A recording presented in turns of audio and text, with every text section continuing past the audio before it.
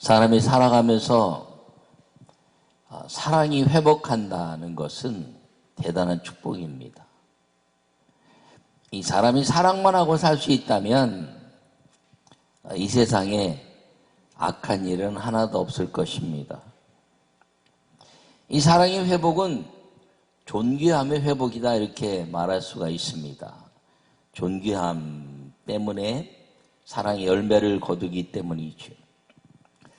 근데 때로는 이 존귀함이, 사랑에 대한 존귀함이 좀 안 좋은 환경 속에서 회복되는 경우도 있습니다.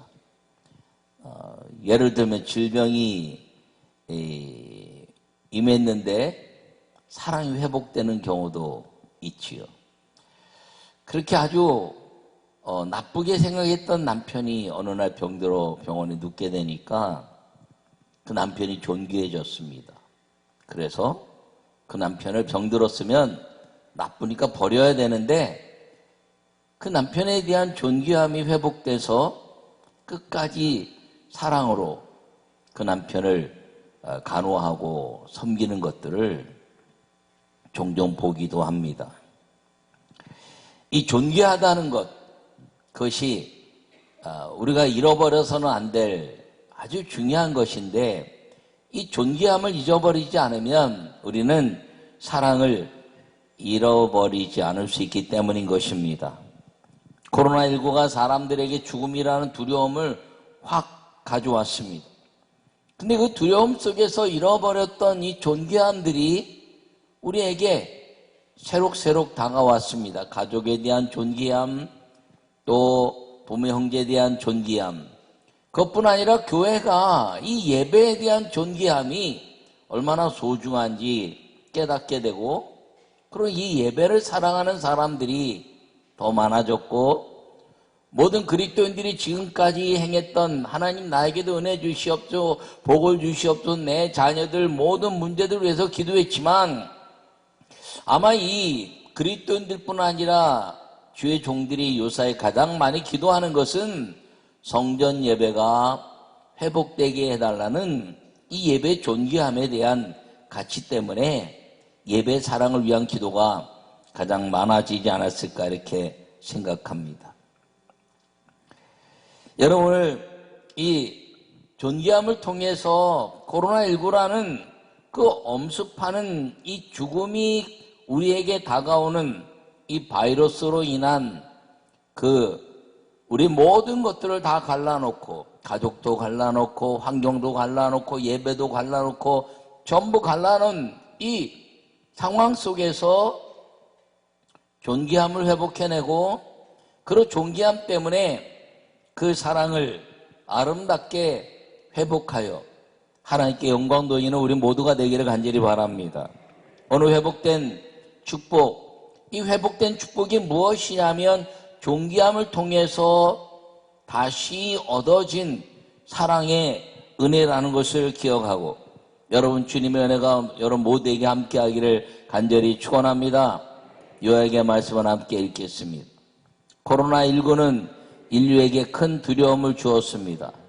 그러나 가정, 교회, 그리고 사랑의 본질을 회복하게 하는 축복의 시간이 되기도 하였습니다.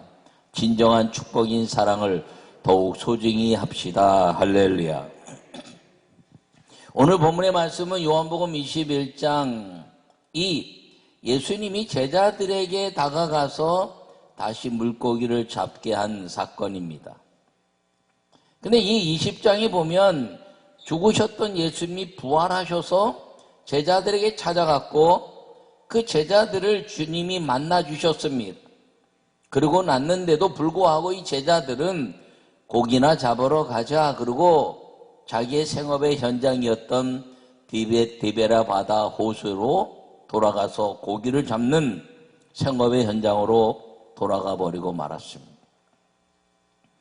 근데 그들이 아주 오래도록 그 일생을 어부의 생활을 하면서 행했던 그들이 다시 고기를 잡으러 갔지만 그들이 밤새 잡지 못하고 날이 새게 되었을 때 주님이 그들에게 찾아가셨습니다. 그리고 너에게 고기가 있느냐? 이렇게 물으셨습니다. 그랬더니 우리가 한 마리도 잡지 못했습니다라고 말하자 배 오른편에 그물을 던져라 라고 말합니다. 그래서 배 오른편에 그물을 던졌더니 아주 오늘 본문에 보면 153마리의 물고기가 잡혔다라고 말하고 그물을 들 수 없을 정도였다라고 이야기하고 있습니다. 그때 제자들이 눈이 열린 겁니다.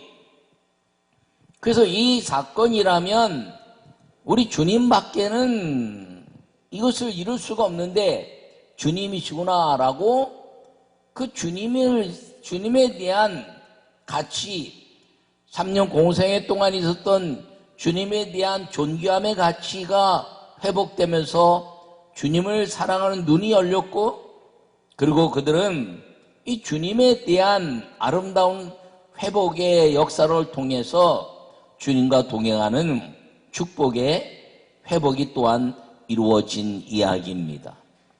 여러분, 오늘 이 본문의 사건을 통해서 우리에게 주시는 주님의 은혜는 성령께서 이끄시는 사람이 된다는 것, 그것은 주님의 존귀함을 회복해내고 그 존귀함 때문에 사랑의 아름다운 역사를 통해서 회복된 축복의 삶을 사는 것임을 말씀하고 있는 것이라는 것을 마음에 새기기를 간절히 바랍니다. 첫 번째 말씀을 함께 보겠습니다. 만남의 회복이 축복입니다. 할렐루야. 여러분, 오늘 본문에 보면 예수님께서 사랑하시는 그 제자가 베드로에게 이르시되 주님이시라 이렇게 이야기합니다. 이 말씀은 누가복음 5장에 보면 동일한 사건의 이야기가 나옵니다. 예수님을 처음 만났을 때 밤새 고기를 잡았지만 한 마리도 잡지 못하자 예수님이 찾아가셔서 고기를 못 잡았다 이야기하니까 깊은데 그물을 던져라 말합니다. 그들이 깊은데 그물을 던졌더니 말씀에 의지해서 던졌더니 2배 가득 차는 고기를 잡았습니다. 그때 베드로가 이야기합니다. 주님, 나는 죄인입니다. 나를 떠나소서. 여러분, 그 말씀 무엇이냐면 주님의 말씀을 무시하고 그들의 삶 속에서 그냥 힘들고 귀찮고 밤새 던졌으니까 한번 던져주지 않은 주님을 소홀히 여기는 마음속에서 던진 그 사건이 기적의 사건이 되면서 내가 저분을 무시했던 부분이 있구나라고 생각하고 나는 죄인입니다. 나는 당신을 무시했던 사람입니다라고 고백하자 예수님께서 나를 따르라. 내가 사람 낚는 어부가 되게 할 것이다라고 말씀하시고 제자들이 즉시 모든 것들을 버려두고 예수님을 따른 공생의 시작의 사건이 누가복음 5장의 역사였습니다.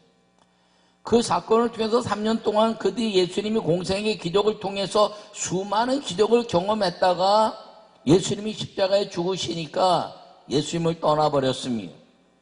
예수님 만났을 때 가졌던 그 존귀함을 잃어버린 것이죠. 예수님이 십자가에 죽으시니까 그 존귀함을 잃어버린 겁니다. 예수님이 그 3년 공생애를 통해서 기적의 하나님으로 이 땅에 오셔서 이스라엘을 회복하시고 자기들의 인간적인 생각을 만족시키지 못하자 그 예수님의 존귀함까지 잊어버린 것입니다. 그리고 사랑을 놓친 것이죠. 그런데 오늘 이것이 회복된 역사를 예수님이 다시 제자들에게 말씀하고 있는 것입니다. 여러분, 사람이 만났다가 헤어질 수 있지만 다시 만난다는 것은 사실 쉬운 문제는 아닙니다. 그러나 가장 존귀함에 대한 가치를 깨닫게 되고 그 존귀함에 대한 가치를 회복해내면 그 만남은 쉬워지는 것입니다. 오늘 이 말씀에 그 배 오른편에 그물을 던지라는 말씀 때문에 고기를 잡고 나서 그 사랑하시는 제자 사도 요한이 외칩니다. 야, 이건 주님이 아니면 할 수가 없어. 그래서 주님이시다라고 선언합니다. 여러분, 이 주님이시라는 선언은 예수님을 만났던 그 믿음의 고백의 회복이라는 것을 기억하기를 간절히 바랍니다. 주님이시라는 외침은 만남의 회복입니다. 야, 주님이시구나. 정말 그 주님이 나의 가장 존귀함으로 다가오는 다시 한번의 외침. 그것이 메시아 예수님을 만났을 때의 역사였던 것입니다. 이들의 이 외침이 시작되었던 누가복음의 5장의 역사가 공생의 3년 동안 이루어졌지만 예수님이 십자가에 죽으시고 나서 다 잃어버렸던 것들을 이 다시 물고기를 잡는 사건을 통해서 물고기를 잡는 것이 중요했던 것이 아니라 이들에게는 다시 눈이 열리고 주님이심을 고백해내는 만남의 회복이 이루어졌다는 것을 기억하기를 간절히 축원합니다. 예수님을 만났을 때 그들은 인생이 보이지 않는 물속 같은 인생에서 보이는 그물 안에 물고기를 보는 인생으로 달라진 것입니다. 사람들은 물고기를 따라다니는 인생으로 살아갑니다. 그런데 예수를 만나고 나서는 그물 안에 갇혀있는 물고기에 집중하는 인생이 되었다는 것이지요. 그런데 그 예수님을 잃어버리자 이들은 또다시 물고기를 따라다니는 인생으로 변했지만 예수님을 만나는 이 회복을 통해서 다시 그물 안에 물고기를 집중해내고 그 물고기를 회복해내는 것이 예수님의 만남의 회복이었다는 것을 고백해내는 이 사건이 주님이시다라는 외침인 것을 기억하기를 바랍니다. 여러분, 그러므로 우리 인생에 예수님을 만난 사람들은 무엇을 외치고 사는 것이냐면 예수님은 메시아이심을 외치고 사는 것임을 기억하기를 바랍니다. 오직 예수님만이 우리의 구원의 메시아고 구원자시고 그리스도고 그분이 그 모든 자기 백성의 죄에서 구원할 유일한 하나님의 아들 예수님이란 사실을 마음에 새기고 사는 것임을 기억하기를 간절히 축원합니다. 여러분, 2021년을 맞이하면서 이 예수님을 만났던 그 모든 삶 속에 잃어버린 것이 있다면 예수님의 존귀함을 회복해내고 이 만남의 회복을 통해서 인생이 물고기를 따라다니는 인생에서 물고기를 가두어 두고 그 안에서 하나님의 복을 누리는 만남의 회복의 축복의 삶을 살기를 간절히 축원합니다. 두 번째 말씀을 함께 읽겠습니다. 사명의 회복이 축복입니다. 할렐루야. 오늘 본문에 말씀하시기를 시몬 베드로가 벗고 있다가 주님이라는 말을 듣고 겉옷을 두른 후에 이렇게 말합니다. 여러분, 겉옷을 둘렀다는 것은 사명의 회복이 이루어졌다는 것이죠. 왜냐하면 누가복음 5장에 어부로 살 때는 옷을 벗고 살던 사람이었습니다. 물고기를 쉽게 잡고 그물을 끌어올리기 위해서 이 몸을 아주 간편하게 하는 그런 인생이었습니다. 그런데 나를 따라오라 사람 낳는 어부가 되게 할 것이라는 말씀을 듣고 그들은 겉옷을 두르고 3년 공생에 자기 인생의 삶의 가치가 달라진 삶을 살았다는 것입니다. 어부라는 것은 사람들에게 존귀함을 받는 직업의 삶이었습니다. 사람들이 물고기를 잡아 갖고 왔을 때, 와, 대단하네요. 와, 이렇게 물고기 잡았네요. 아, 이것을 파시겠습니까? 라고 사람들에게 존귀함을 받는 그런 인생의 직업이었습니다. 또 좀 나쁘게 얘기하면 좀 사람들에게 무시당하는 직업이었을지도 모릅니다. 그러나 제가 보기에는 어쨌든 물고기를 잡는다는 것은 사람들에게 먹을 것을 제공하는 존귀한 삶이었을 것이라고 생각했는데, 그런데 제자의 삶을 산다는 것은 무엇이냐면 주님께 존귀함을 얻는 삶이 되었다는 것입니다. 여러분, 사람들에게 존귀함을 얻고 사는 사람 직업도 아름답지만 우리 그리스도인들에게 있어서 이 하나님께 존귀함을 얻는 사람이 된다는 것은, 주님께 주목받는 인생이 된다는 것은 가장 이 땅에서 위대한 삶을 사는 사람이 된다는 것임을 기억하기를 간절히 축원합니다. 근데 이걸 잊어버린 거예요. 예수님과 3년 동안 공생을 살면서 이들이 예수님 옆에서 이제 이야기했습니다. 다윗의 자손이여 다윗의 자손이여 했을 때 시끄럽다 시끄럽다 그러고 어깨 힘주는 그런 인생의 삶을 보이기도 했습니다. 오병이의 기적에서는 떡을 떼면서 그들은 야 줄 서 그러고 자기들이 마치 물고기와 보리떡을 주는 사람처럼 행세하기도 했습니다. 예수님과 함께 있으면서 그들의 삶이 존귀함을 얻는, 사람들로부터 존귀함뿐 아니라 예수님께 존귀함을 얻는 사람이 되었을 때 그들은 어깨에 힘을 주고 살았는지 모릅니다. 근데 예수님의 존귀함을 잊어버렸을 때 이들은 또다시 물고기를 잡는 인생이 되면서 이 사명을 잊어버린 것입니다. 근데 오늘 이 예수님을 다시 만나면서 물고기를 잡아내고 주님이시라는 외침 때문에 정신이 번쩍 들면서 베드로가 겉옷을 입었다는 것은 그 물고기를 잡고 누가복음 5장에서 공생애를 시작한 그 삶의 시작으로 돌아갔다는 것입니다. 여러분, 지금까지 살아오면서 여러분들의 인생은 어떤 삶을 살았습니까? 2020년까지의 삶이 여러분들의 수많은 삶 속에서 코로나19라는 것이 주님의 존귀함을 잃어버린 삶이 되었다면 2021년도 올해는 어떤 상황 속에서도 이 주님의 존귀함을 잊어버리지 않는 사명의 회복이 있기를 간절히 축원합니다. 겉옷을 벗는다는 것은 내 삶을 내 마음대로 산다는 것이죠.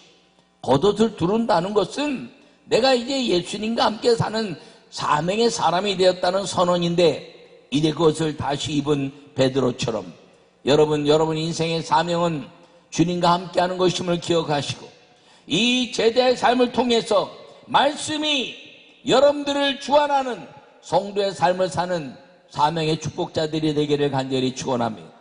사명이 된다는 것은 하나님의 말씀을 내가 순종하는 사람이 된다는 것입니다. 내 인생을 내 마음대로 사는 것이 아니라 하나님의 말씀에 의해서 그 말씀에 이끌려 사는 사람이 된다는 것, 이것이 사명의 사람이고, 이 사명을 회복했을 때 하늘의 놀라운 은혜, 주님이 동행하시는 세상 끝날까지 함께 하시는 축복이 우리에게 약속되어 있다는 사실을 기억하고, 2021년도에 성령이 이끄시는 여러분 모두가 되고 사명 회복으로 하늘의 복을 누리는 믿음의 성도들이 되시기를 간절히 축원합니다.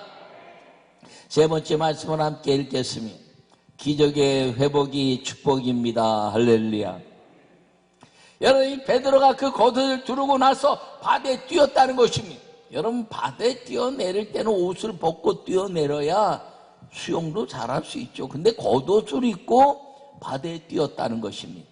이것은 무엇을 말하냐면, 오병이의 기적의 사건이 있었던 이후에 요한복음 6장의 사건이 아니라 마태복음 14장의 사건을 보면, 이 오병이의 사건이 있은 후에 예수님이 기도하러 갔다 왔더니 그 갈릴리 호수 한가운데로 제자들이 타고 있던 배가 떠서 갔습니다. 날이 어둑어둑해 그 제자들 부를 방법도 없고 하니까 예수님이 물 위를 걸어가셨습니다.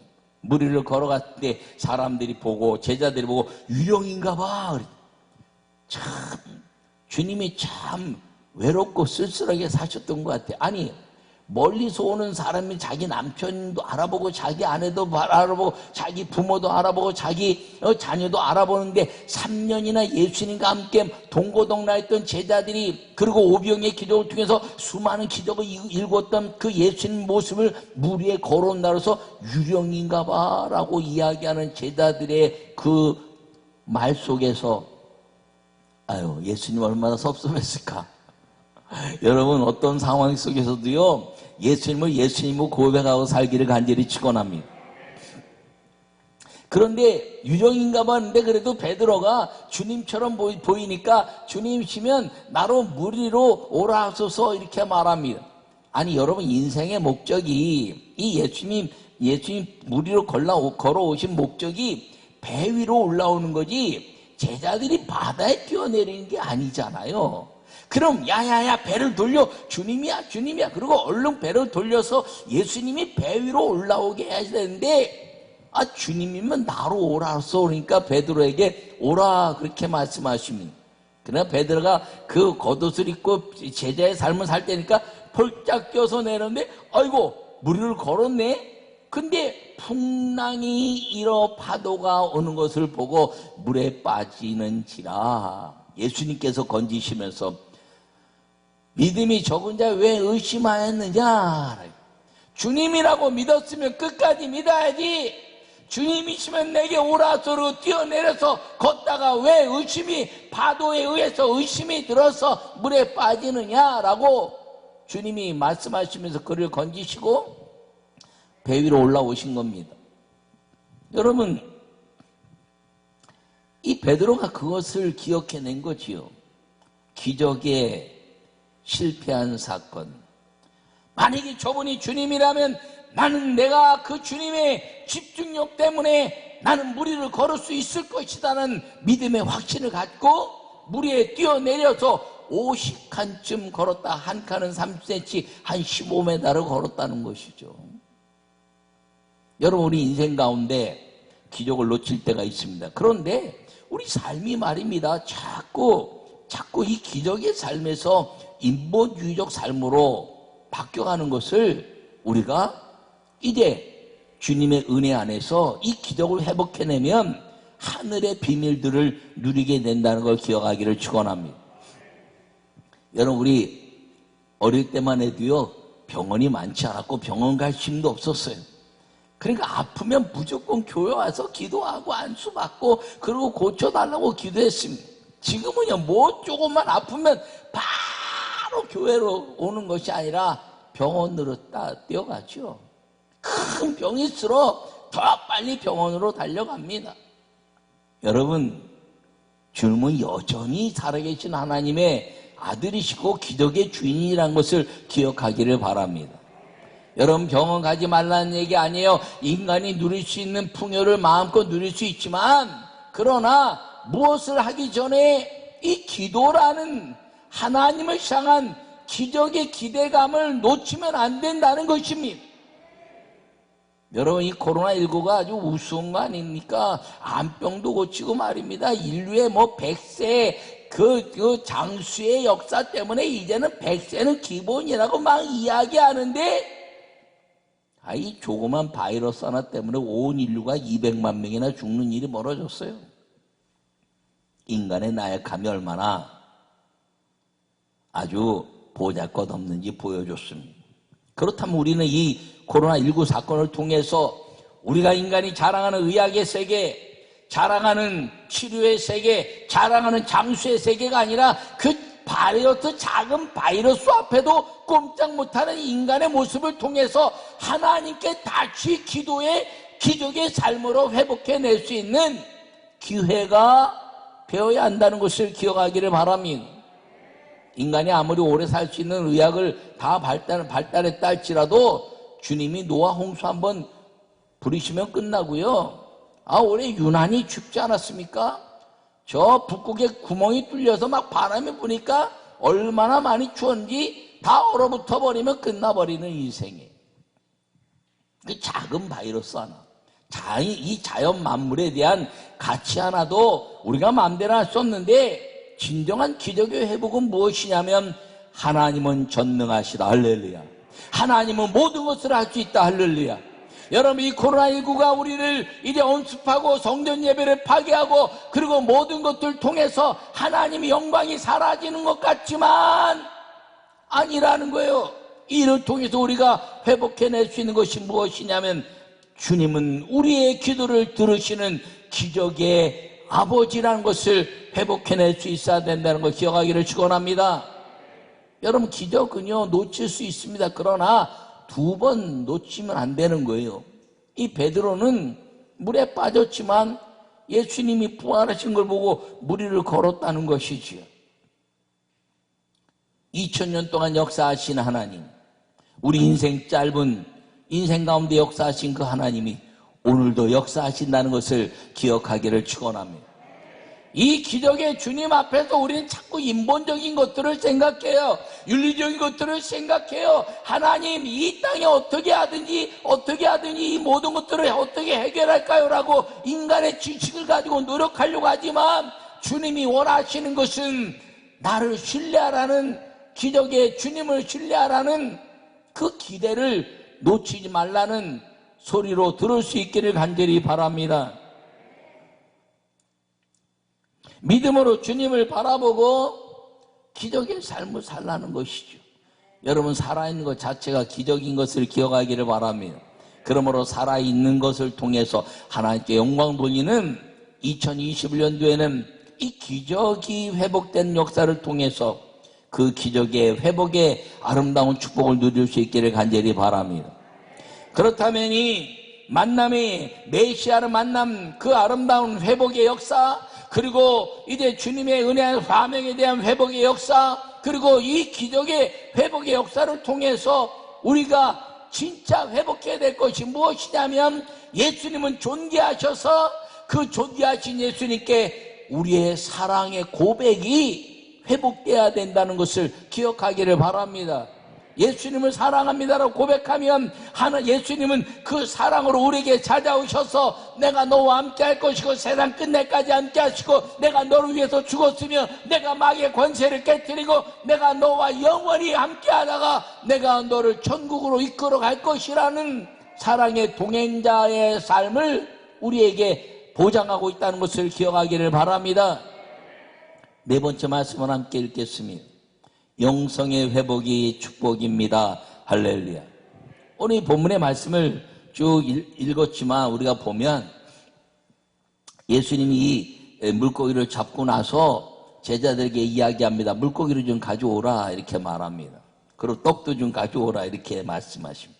그리고 예수님이 가셔서 떡을 가져다가 그들에게 주시고 생선도 그와 같이 하시니라 이렇게 13절에 말씀하고 있습니다. 이것은 무엇이냐면 예수님이 이 잊어버린 제자들과의 삶, 그 베드로가 무리를 걸어 뛰어 올라오는 것, 물고기를 잡은 사건, 그래서 물고기와 기적의 삶을 통해서 예수님이 보여주신 가장 아름다운 역사 무엇이냐면 오병이어의 기적의 역사였던 것입니다. 오병이어는 집단적인 기적을 일으킨 역사죠. 마귀의 모든 권세를 깨뜨리시고 사람이 떡으로 살 것이 아니요 하나님의 입에 나오는 말씀으로 살 것이라는 것을 통해서 마귀에게 이 사람들이 떡과 물고기를 먹는다고 하나님이 영생 가운데 오지 않는 것을 선언한 말씀이 오병이의 기적의 역사인 것입니다. 그런데 이 오병이의 기적의 역사를 통해서 마지막 요한복음 6장의 이 오병이의 기적의 역사를 통해서 사람들 다 먹이시고 마지막 가장 아름다운 열매로 보여주신 것이 무엇이냐면 떡을 떼시고 그들에게 말씀하시고 생명의 떡이 예수님 나라는 것을 말씀하시면서 그 모든 먹은 사람들이 다 돌아가자 너희도 가려느냐 물었을 때 베드로가 말합니다. 영생의 말씀이 여기 계시니 우리가 누게로 가오리까. 할렐루야. 그것이 마지막 오병이의 최고의 클라이막스 결말이었습니다. 그러고 나서 예수님은 이제 베드로를 최고의 수제자로 삼습니다.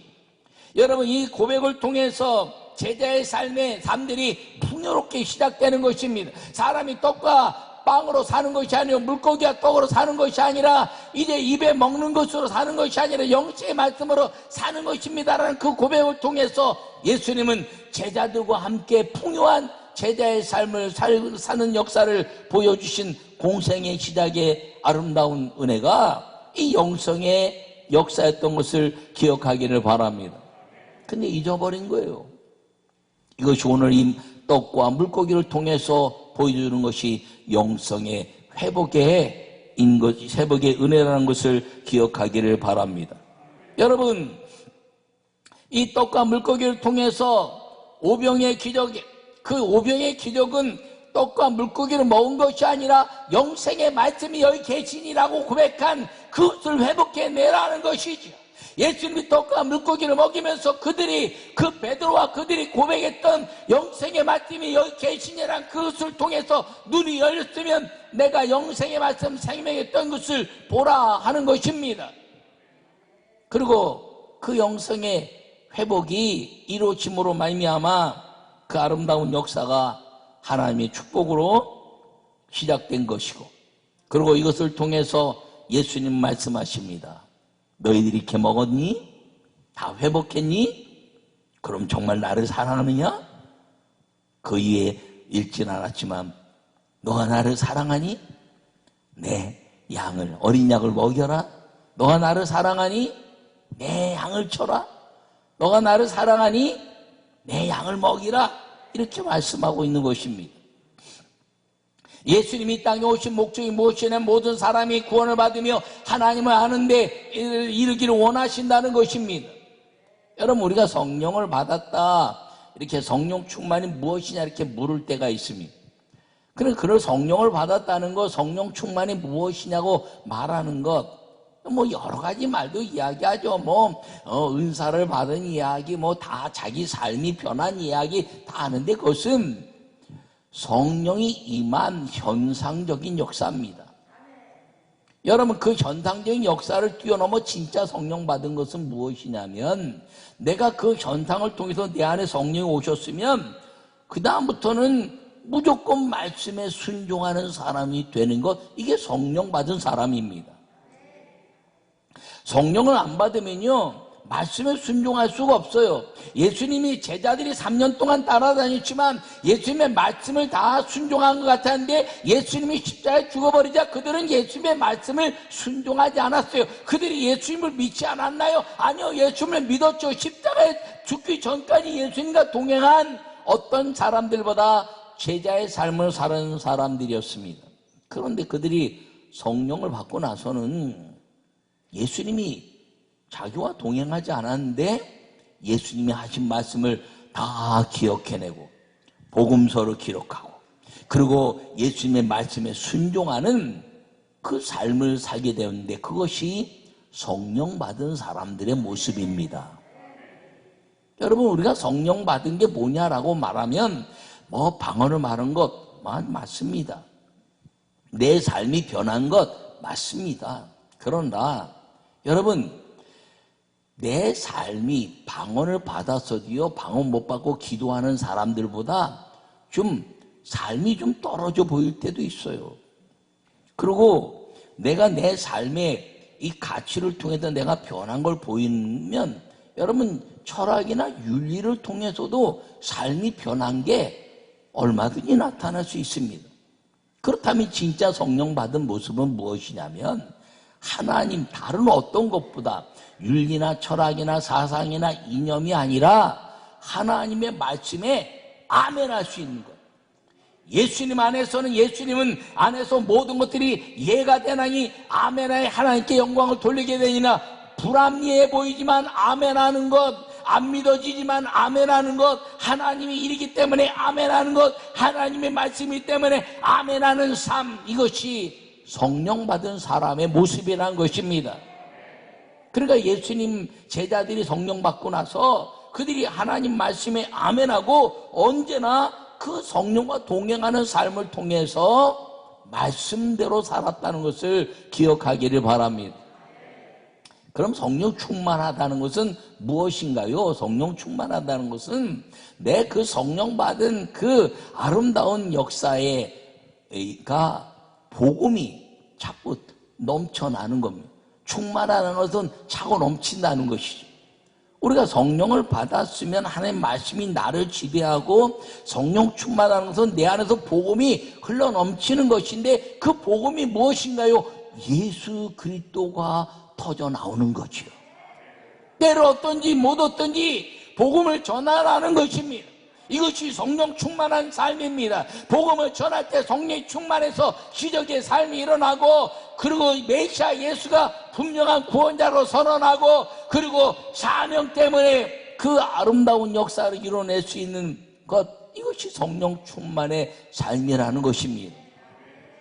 그러면 성령 받은 건 뭐냐? 내가 하나님 말씀에 가장 우선순위로 사는 것, 성령 충만하는 것은 내 삶이 변한 것뿐 아니라 내가 무엇을 하든지 어떤 상황이 있든지 세상의 비교가 아니라, 건강의 비교가 아니라, 환경의 비교가 아니라 내 안에서 언제나 예수는 메시아라는 것을 이야기하는 복음을 통해서 천국 백성이 되도록 함께 동행하기를 원하는 선언의 삶, 이것이 성령 충만한 삶이라는 걸 기억하기를 바랍니다. 2021년도에 여러분, 이 회복의 아름다운 역사, 이 회복을 통해서 하나님의 아름다운 축복의 삶을 사는 우리 모두가 되기를 간절히 바랍니다. 그 축복의 삶은 무엇인가요? 하나님 말씀에 집중하고 순종하고 그리고 성령 충만한 삶을 사는 것임을 기억하기를 바랍니다. 그 모든 것이 무엇인가요? 이 성령의 역사를 통해서 예수님을 다시 만나는 순간에 제자들은 눈이 열렸고 예수님의 존귀함을 아주 확연하게 다시 한번 깨달은 것입니다. 그래서 그 예수님의 확연한 존귀함을 깨닫고 나서 모여라 그랬더니 감람산에 모였고 예수님의 존귀함을 깨달아서 죽음을 불사하고 십자가 옆에서 도망갔던 그 제자들이 예수님을 사랑하기 때문에 감람산에 모여서 예수님이 하시는 말씀을 들은 것입니다. 너희는 예루살렘을 떠나지 말고 너희는 기도하고 성령을 기다리라. 성령이 임하시면 너희가 예루살렘과 온 유대와 사마리아 땅끝까지 이르러 내 증인이 될 것이다. 할렐루야. 그 말씀에 집중하고 예수님의 존귀함을 마음에 받아들이고 그리고 예수님 사랑합니다 라는 말 때문에 내 양을 먹이라, 내 양을 쳐라, 내 어린 양을 먹이라 말씀 통해서 어디로 끌고 가더니 너와 함께 할 것이고 각자 사명대로 살 것인데 아멘 하고 살았더니 감람산에서 모인 제자들에게 하신 말씀이 그들에게 마음에 새겨지고 성령을 받고 나서 그들은 그 말씀에 이끌렸고 성령의 충만함으로 무엇을 하든지 복음을 증거하다가 예수님의 그 아름다운 역사, 성령이 내 안에 들어와서 내 안에 예수님의 그 영이 나를 지배함으로 말미암아 예수님과 함께 십자가에 죽고 예수님과 함께 돌에 맞는 것처럼 죽는 순교 속에서도 그들은 이 존귀한 예수님의 사랑을 놓치지 않고 예수님의 아름다운 복음의 열매를 거둔 성령의 사람이 됐다는 것을 기억하기를 바랍니다. 2021년도에 우리가 어떤 환경 속에서 어떤 질병 속에서도 여러분 두려워하지 않는 이 회복된 예수 그리스도의 존귀함으로 인한 사랑의 축복의 성도들이 되시기를 간절히 축원합니다. 예수 그리스도를 믿음으로 이 사랑이 회복된 그 하늘의 축복을 누리는 사람이 성령의 사람이요. 회복된 축복이 무엇이냐? 예수님의 존귀함을 통해서 예수님을 끝없이 사랑하는 그 사랑 때문에 목숨까지도 아깝지 않은 그 복음에 대한 순교적 삶, 그걸 통해서 하나님은 모든 것들을 할 수 있다는 기도의 사람, 그리고 축복의 사람, 성령님께 이끌리는 사람이 된다는 것을 기억하시고 여러분 2021년도에 성령님께서 이끄시는 사람이 되어서 하늘의 모든 복과 땅의 모든 하나님의 동행하시는 삶을 통해서 세상 끝날까지 함께 하겠다는 그 성령의 약속을 마음껏 누려가는 우리 모두가 되기를 간절히 축원합니다.